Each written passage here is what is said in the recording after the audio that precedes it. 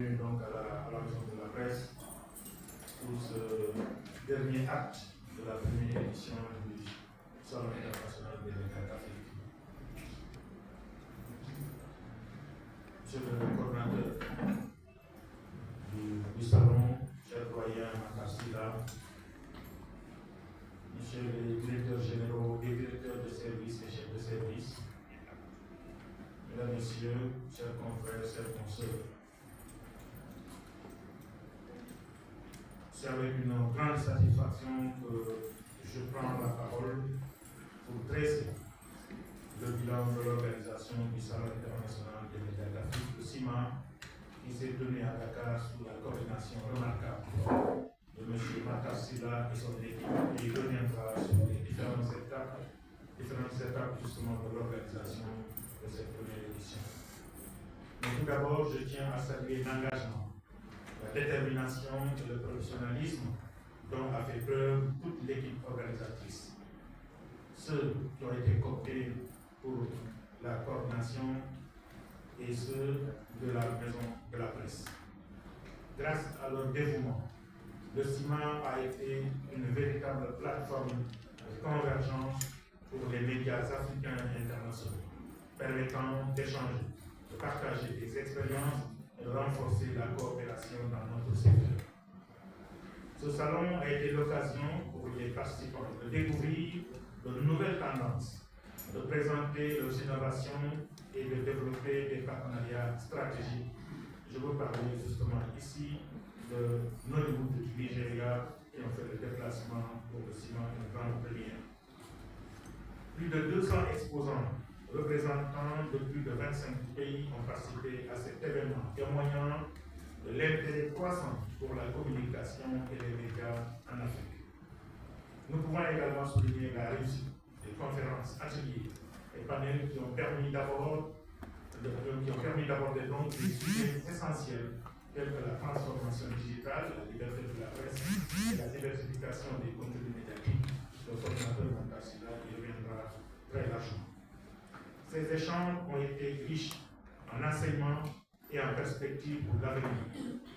Le CIMA de Dakar a aussi permis de mettre en valeur le potentiel médiatique de notre continent, tout en renforçant la visibilité de nos talents locaux et notre capacité à innover dans un environnement numérique en constante évolution.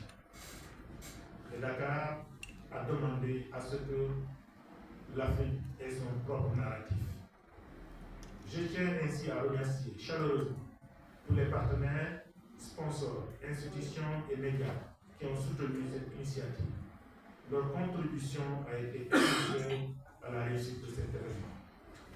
Enfin, je formule le vœu que cette première édition du CIMA soit le début d'une série d'événements encore plus ambitieux visant à faire de notre continent et de notre pays un leader dans le secteur des médias à l'échelle mondiale et faire rayonner la maison de la presse qui s'engage encore une fois à organiser d'autres événements pour valoriser le secteur médiatique sénégalais et africain.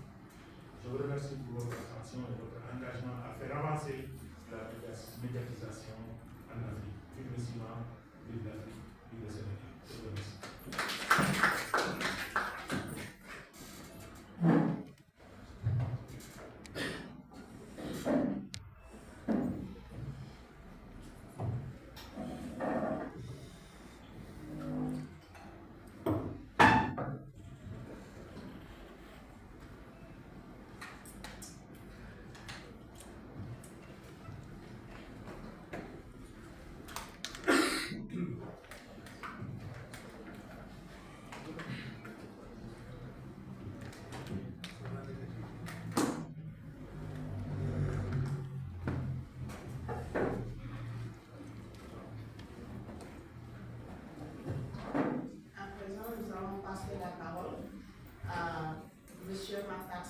Qui est le coordonnateur général du CIMA, qui va nous livrer un peu le bilan général du CIMA.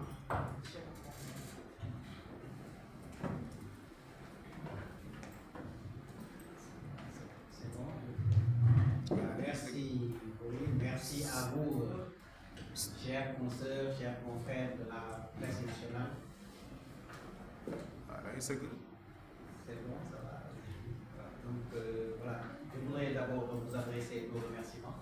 Vous vous êtes déplacés pour venir à ce point de presse qui est nécessaire et utile parce que lorsqu'on organise ce type d'événement, il est important de rendre compte. De rendre compte en soulignant les succès, les réalisations, mais également en identifiant les problèmes rencontrés, les difficultés et les points nécessaires d'amélioration pour les prochaines éditions.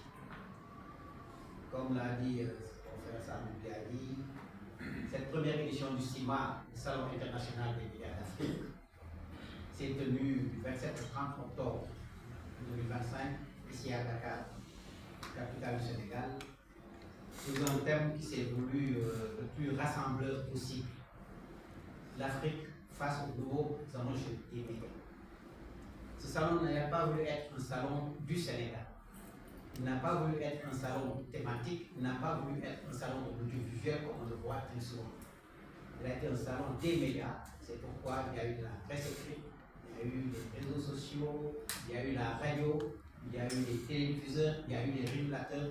Bref, c'est tout l'écosystème médiatique panafricain que nous avons voulu rassembler ici à Dakar. Sans faire de l'autosatisfaction, nous pouvons dire que le pari a été tenu.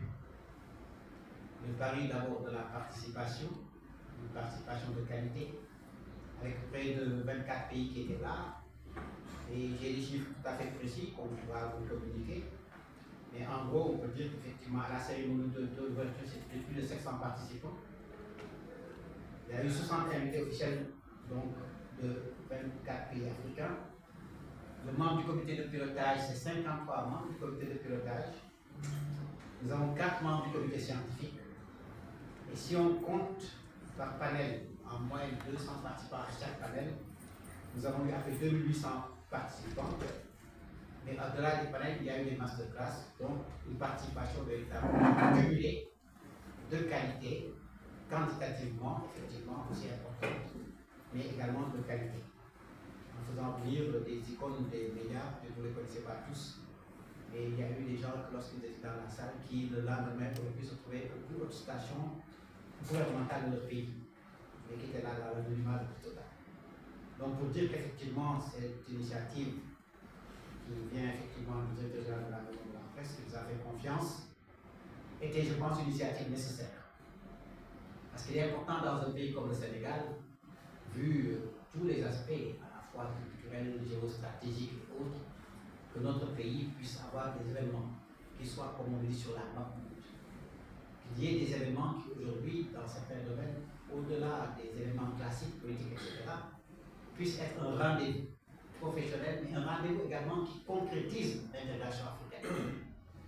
Parce que l'intégration africaine, c'est vrai, ça fait au niveau superstructurel, ce sont les grandes réunions, les sommets d'État, etc. Mais l'intégration véritable, c'est nous, acteurs des médias, qui pouvons l'accélérer, qui pouvons le construire, qui pouvons le fortifier. Une initiative de ce type, à l'instar d'autres événements comme le FESPACO, etc., mérite d'être dans l'agenda culturel international. Et quand je dis culturel, y compris dans ses aspects économiques. Donc cette initiative était placée sous l'égide du gouvernement du Sénégal, à travers le ministère de tutelle, le ministère de la Communication, des communications numériques, avec l'appui et l'accompagnement de la direction de la communication, pour le dire, et avec une ambition tout à fait continentale. C'était une édition pionnière. Personne auparavant en Afrique n'a fait un tel événement médiatique pour réunir l'ensemble de l'écosystème médiatique panafricain. Donc, le défi était osé. Le pari était énorme. C'est pendant près de 15 mois que la plupart, quelques-uns sont dans la salle, notamment ces dames, également les jeunes de la Convention des jeunes de reporters du Sénégal, dont je voudrais saluer l'engagement. C'est grâce à toute cette équipe que nous avons pu réussir. Comme je le dis souvent, c'est comme si vous avez une équipe, comme tout à l'heure, le match qui a lieu entre le Sénégal et le Kenya. Si vous avez une autre équipe, vous pouvez aligner 2 équipes du Sénégal de qualité qui se battent. si vous êtes un pape Thiaw, si je suis le pape Thiaw du ciment et du copie, si je ne réussis pas, vraiment, je pense que la faute m'incomberait. Quand on est entouré de cette manière avec des gens de qualité, certains ne sont pas là, on va nous battre, etc. Vous voyez, dans les cas là, il y a Adamasso qui s'est excusé parce qu'il a des contraintes aujourd'hui, d'ailleurs, en rapport avec le ciment, est un grand acteur international avec lequel il est en train de discuter au moment où nous faisons cette conférence. Bref, il y a eu cet engagement, je pense, très fort, où pendant près de 15 mois, les gens dans cette salle, dans les autres salles ici, nous sommes réunis quasiment de manière hebdomadaire pour discuter, échanger, mettre en place le concept, mettre en place le format, quelle vision, quels objectifs, comment nous organiser. Et je tiens à le dire et je le précise parce que souvent les gens me disent, oh là là, le vote là, vraiment, on vous a donné combien, vous avez eu quoi? Nous l'avons fait sans 1 franc pour l'État du Sénégal. Et je reviendrai sur ces aspects-là ultérieurement. Donc, c'est un engagement professionnel, commun, de gens qui ont cru qu'il est important aujourd'hui, dans notre pays, ce type d'événement puisse être pris en compte, parce qu'il participe de l'édification de ce système, c'est-à-dire de cet écosystème médiatique performant dont nous rêvons, dont nous discutons depuis des années. Mais au-delà du Sénégal, c'est nous inscrire dans une perspective panafricaine. Parce qu'aujourd'hui, les questions que nous avons pu aborder, je reviendrai sur cette thématique, sont des questions qui se posent aujourd'hui partout en Afrique. Dès après le CIMA, j'ai été invité en Algérie pendant une dizaine de jours. J'ai fait tous les plateaux des plus grandes télévisions de l'Algérie, en prime time, donc en 20h et 21h. J'y suis allé plusieurs fois pour pouvoir certains invités de temps à autre. Mais cette fois-ci, on m'a invité particulièrement parce qu'il y a eu le CIMA, il y a eu des échos du CIMA. Et un pays comme l'Algérie est engagé pour la prochaine édition à venir en masse. Pour cette édition qui vient de passer, nous avons une délégation de 35 personnes du Mali. Pour montrer qu'effectivement, que les gens, lorsqu'ils se déplacent, lorsqu'ils viennent, c'est qu'ils croient effectivement que c'est un élément qui offre l'opportunité de réunir non seulement la famille médiatique, mais également de nous projeter vers l'avenir. Et l'avenir aujourd'hui, il se conjugue et se décline au présent. Nous avons voulu également aligner les objectifs du CIMA sur l'agenda national de transformation 2050. Nous sommes dans un environnement qui est déterminé, avec un gouvernement qui est déterminé, avec des innovations déterminées. Tout ce que nous devons faire doit rentrer dans ce cadre-là pour pouvoir être accompagné et être soutenu. Donc, dans cet axe 1 de cet agenda de transformation du Sénégal, l'axe 1 met véritablement l'accent sur la promotion de l'émergence d'une société numérique et de filières compétitives. Lorsqu'on parle d'une société numérique et de filières compétitives, on ne peut pas parler des médias. Les médias ont un rôle important, d'abord parce que nous sommes des acteurs au quotidien du numérique, mais également en fait de notre capacité aujourd'hui à rayonner, à amplifier ces messages, à faire adhérer, à faire participer, à faire comprendre et analyser. Et donc, le secteur médiatique joue un rôle moteur en matière de création d'emplois, de rayonnement culturel, de catalyseur pour toutes les autres filières, notamment économiques, et il est en soi un secteur économique. Donc, nous avons véritablement voulu présenter une sorte d'espace de convergence entre les professionnels des médias, les institutions publiques, les partenaires techniques et les entreprises numériques du Sénégal, d'Afrique et d'ailleurs. Et c'est le lieu de saluer le rôle de Reporters sans frontières, avec Saïd Maroun, vraiment qui a été d'un apport décisif, mais également de la GIZ, la coopération allemande, donc avec Yassine, qui nous a beaucoup accompagnés, et nous reviendrons également sur ces aspects-là. Donc, en gros, l'objectif que nous nous étions fixés, de réunir le gratin, de réunir et de mettre qu'aujourd'hui, pendant cette période, que l'accent soit et que le focus soit sur le Sénégal du point de vue médiatique, l'objectif, on peut dire qu'il a été atteint. Nous avons donc réuni tous ces confrères, tous ces conseillers, comme je l'ai dit, de plusieurs pays. Et trois sites ont abrité les événements. Il y a eu le dernier c'est le d'Arquest, mais également l'hôtel Fleur de Lys, où certaines activités délocalisées ont pu se tenir. Mais pour manière beaucoup plus concrète, parce que lorsqu'on voit, on se dit comment, en quoi ce CIMA a pu être fédérateur du point de vue thématique. Il y a eu notre panel d'abord ministériel de haut niveau, avec des ministres qui sont venus, le ministre de la Mauritanie, celui de la Gambie, le secrétaire du ministère du Tchad, le vice-ministre de Libéria, et d'autres qui ont voulu être là. Donc, le ministre de la RDC, avec notre habitude, s'est plaint qu'on ne l'ait pas invité. Je crois qu'à la prochaine session, mon cher ami Patrick fera partie effectivement de nos invités. Donc, le deuxième panel, le premier panel, c'est ce panel ministériel sur le droit à l'information au Sahel. Le deuxième panel a parlé de l'intégrité de l'information, de la transformation numérique et de la souveraineté éditoriale. Une question qui nous interpelle tous au quotidien. Le panel 3 sur l'économie des médias et de l'innovation. Quand on parle d'économie des médias et de l'innovation, dans un pays comme le Sénégal, dans le contexte que nous vivons, nous tous vous aurez compris qu'il était important d'avoir un panel sur ce thème-là. Le panel 4, c'est d'informer dans un contexte d'insécurité. Les discussions, témoignages, les solutions d'acteurs des médias du Sahel sont venus notamment des radios communautaires qui nous ont montré à travers un film ce qu'ils étaient en train de faire et l'impact qu'ils avaient au niveau de leur communauté. Ne se limitant pas seulement aux médias.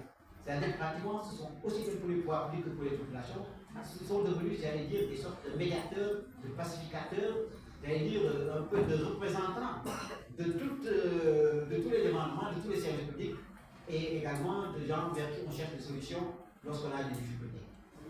Le panel 5, c'était pour lutter contre la désinformation et la propagande au Sahel. Et quand on aborde ces questions-là, elles sont également valables sur d'autres parties du continent. Le panel 6, c'était la redéfinition, la réflexion sur le soutien aux médias et à la formation de nos acteurs au Sahel. Et chaque fois qu'on dit le Sahel, les discussions et la teneur véritablement des débats et aller au-delà de ces questions-là, parce que ce sont des questions que nous vivons quotidiennement. Le panel 7 avait trait au réseau de résilience en faveur de l'information de proximité au Sahel. Le panel 8, la régulation et la modération des plateformes, des médias en ligne, des médias classiques. Voilà, la question de la régulation. La régulation, encore une fois, ce n'est pas la sanction, ce n'est pas la répression, c'est l'organisation, la mise en place des règles de fonctionnement du secteur avec des acteurs publics, privés et des acteurs sur des supports divers et également qui mettaient aussi à jour l'acuité de mise à jour aujourd'hui de nos textes. Et de ce point de vue, le Sénégal a déjà élaboré et est dans le circuit pour la mise en place d'une nouvelle autorité qui prendra en compte non seulement ces aspects climatiques, mais également la publicité. Et il est heureux de constater qu'il y a, lors du dernier Conseil des ministres, le projet de loi sur la publicité qui a été débattu, examiné, a été effectivement adopté en Conseil des ministres et ne devrait pas tarder à l'être par l'Assemblée nationale. Et ça, c'est vraiment quand on se rend compte que cette loi datait de certains la plupart d'entre vous n'étaient pas nés, que c'était vraiment bien avant que ce soit. Également, il fut un sujet qui est très très important, notamment pour notre comité de pilotage, être femme dans les médias, la place des femmes dans les médias. Et ça, je pense que c'est quelque chose de fondamental. On a eu cette réflexion-là avec des témoignages, vraiment, voilà, où on a entendu ce cri du cœur, mais également on a pu noter également ce professionnalisme de ces dames qui sont engagées, et vous le savez également, de ce point de vue, l'implication des femmes du COPIL CIMA, vraiment elles ont été formidables. Le panel 11, c'était la sacralité des faits dans les médias. On parle des informations, des faits, news, etc. Donc ce sont des questions qui étaient extrêmement importantes pour pouvoir les aborder, de pouvoir échanger avec des confrères de d'autres pays. Et donc, le panel 12, c'était une réflexion sur le pacte africain pour la liberté de la presse. Les masterclass, il y en a eu deux, donc essentiellement une sur ce qui s'est fait avec les jeunes journalistes sur vérité des informations et intelligence artificielle. Et l'autre, c'est sur la coproduction et les contenus originaux dans les médias, avec la présence de nos amis et confrères de Nollywood et au bout du compte, effectivement, des projets qui ont été retenus. Donc, pour montrer, je suis allé vraiment dans le détail du panel pour que les gens se rendent compte de la transversalité de l'approche, de la nécessité effectivement de prendre en compte tous les paramètres qui aujourd'hui guident et dirigent notre secteur, également vraiment d'une prise en compte un peu de nos enjeux à la fois nationaux mais des enjeux plus globaux qui se situent au niveau panafricain. Donc cela a permis au niveau des débats de partager des expériences avec les participants et d'examiner les contours d'un projet de pacte africain pour la liberté de la presse et le masterclass sur les narratifs et la coproduction.